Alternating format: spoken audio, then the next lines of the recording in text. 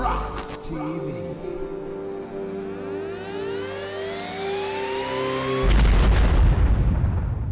So you talked about your inspirations, you talked about the artists that you've worked with, your crazy pop music and Britney Spears that you absolutely admire.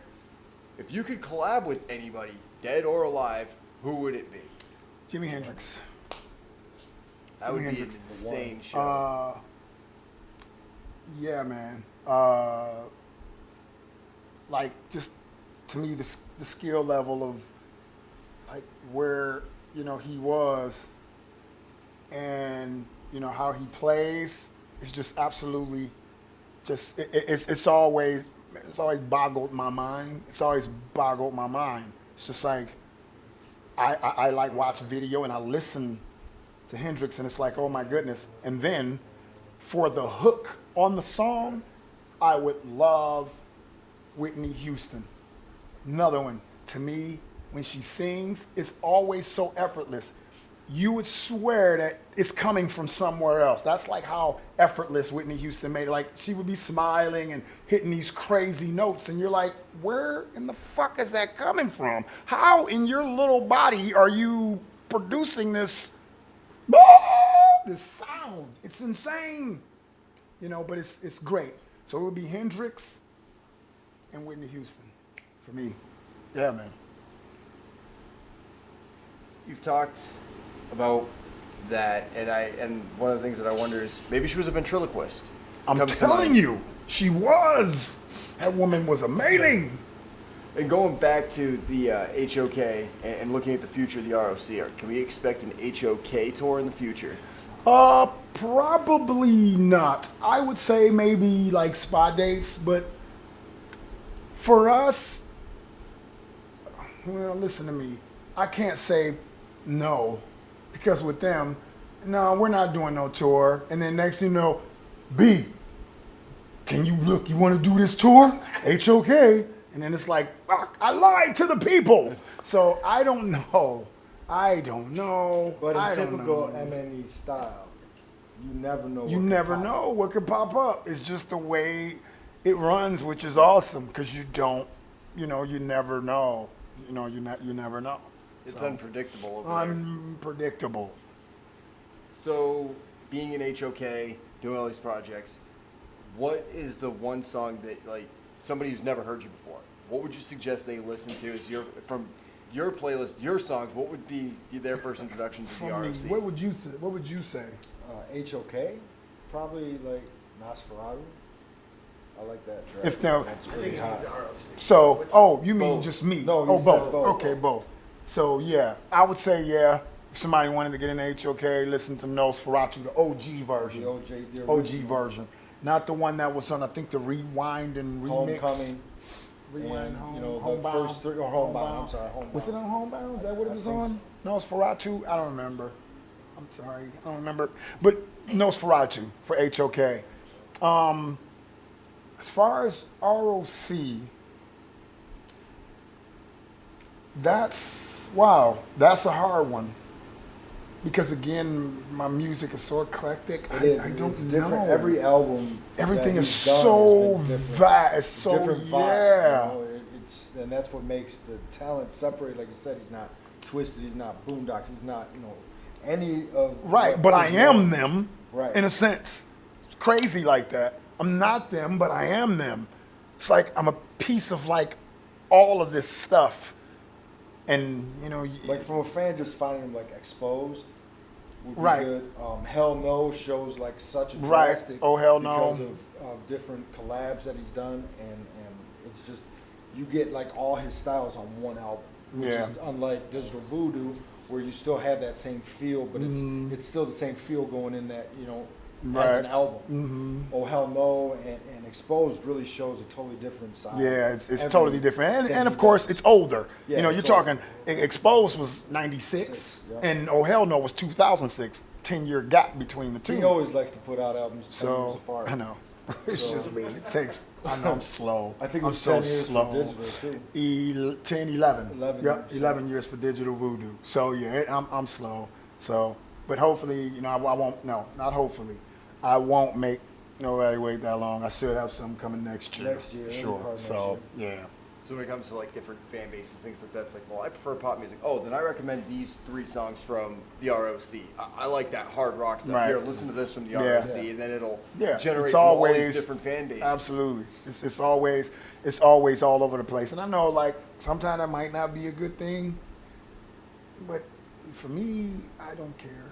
It's a good thing for me, you know. And then whoever's a fan, you're a fan, and if you're not, that's okay too. You know what I mean? These artists that in these songs and everything brings me to this, a project you've recently done, Underground Hustlin' 66. Oh, okay, yeah.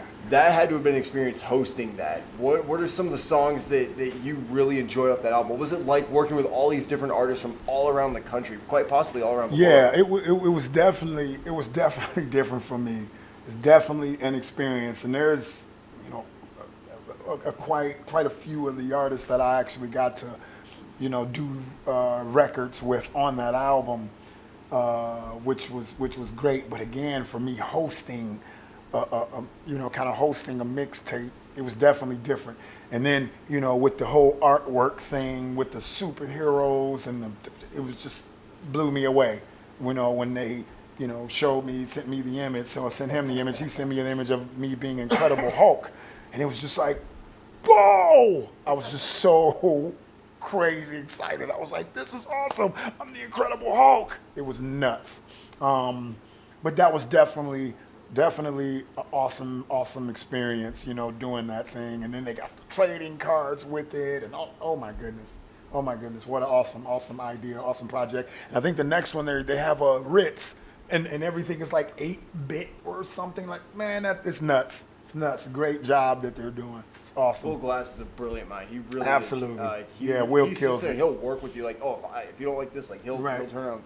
It's his brainchild. Absolutely. And he's got some of the Yep. best people that are on there to He host. kills it. Which brings me to this, and I'm really excited about this. You had a small little song that you got to be a part of titled "Hate Amongst Men." Oh yeah, I did. Can you it's tell on the us- UGH, yes? Yes, sir. It's on the UGH 66 mixtape, and it's called "Hate Amongst Men." And my verse, it was really aimed at like white supremacy. It was aimed at like your so-called KKK or alt-right, things like that. That's kind of where it was aimed. Me basically saying that you can never, you can never ruin me. Me being a black man, you can never ever ruin me. None of that shit, ever. So the beginning of the verse, especially with the heightened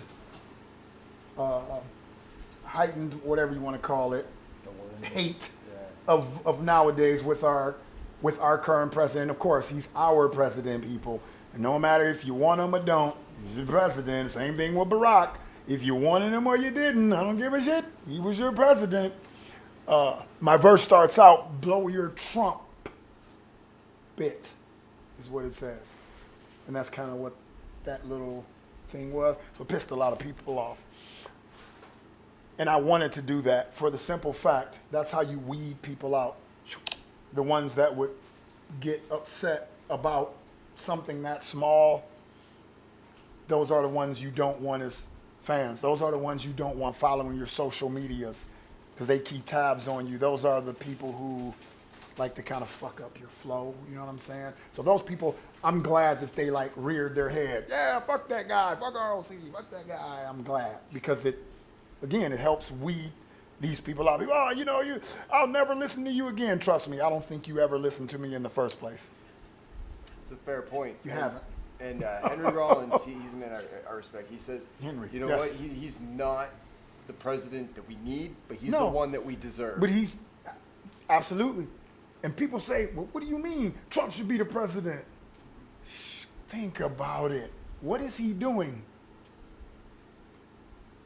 He's making everybody rear them heads so you know the people that you need to fuck with and Don't need to fuck with.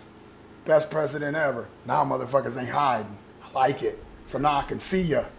I can see ya. I like that. That's what we needed. So of course, like you said, it might not be the, but he's the president. That's what we need. That's what we need. That's what we need. Get in the pits. Let's hash it out. Let's bang it out. Get in the pits. We bang it out. That's the way we do it. That's the way we do it. Now nobody's hiding, waving at you, smiling from their front door, until you leave, and then they're like that. No, you give it to me right at your front door. So I see you. I know. Okay, he knows I don't fuck with him and he don't fuck with me. I like that. Be upfront. And that's, to me, what Trump has done. He's put everybody up front that we need to see, that we need to put on notice. That's putting us on notice. Hey, we don't like you and your kind, or vice versa. You know what I mean? Like, that's just, it's good. It's not a bad thing.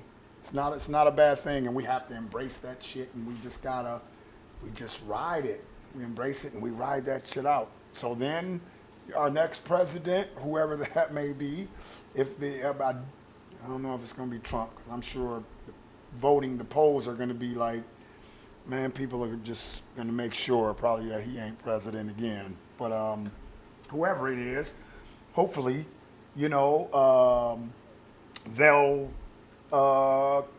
will continue to be the president that we need. And again, just keep taking it to the pits. Keep taking it to the pits till we weed everybody out, till we find out all of it. Put it all on the front papers. Quit hiding. Put it all on the front papers. That's the way I see it,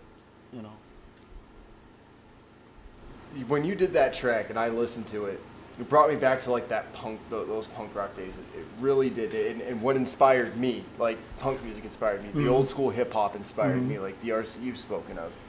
Just seeing it on MTV and like being exposed to these people with all these different perspectives, all these different views. And I took in a lot of it as a kid. When you're a kid, you're a sponge. Right. And my influences had changed, and I met more and more people and got introduced to more and more music.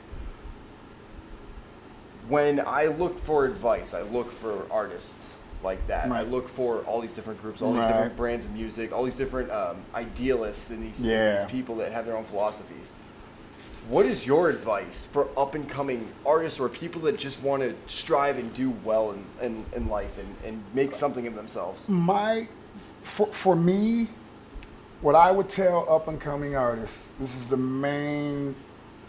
to me critical. Do not be afraid. That is the main thing. I'm going to be honest with y'all.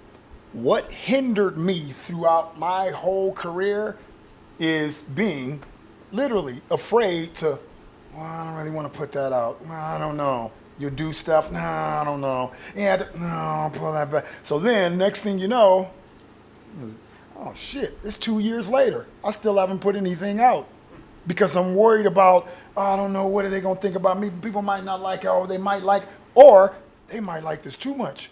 What happens if I blow up? What happens then? And then what? Just don't be afraid. It's your craft. Own it. Own what it is you do. Be it if it's punk rock, rap, country, whatever it is. Own it. Don't be afraid. Get out there. Pump your chest out. Get out there and do it. That is, to me, critical advice. That's some of the best advice I've heard in a while. And believe in yourself and stay true. That's it, man. All right. Well, I'm being cued that it's time to sign off. Yes. R.O.C., I want to thank you so much. Yes, this has been an honor and a privilege. Thank you. Ladies and gentlemen, you've been tuned in with RoX-TV with Sid Jones and the R.O.C. Yeah. And DJ Shane. Cool. What's up? Yes.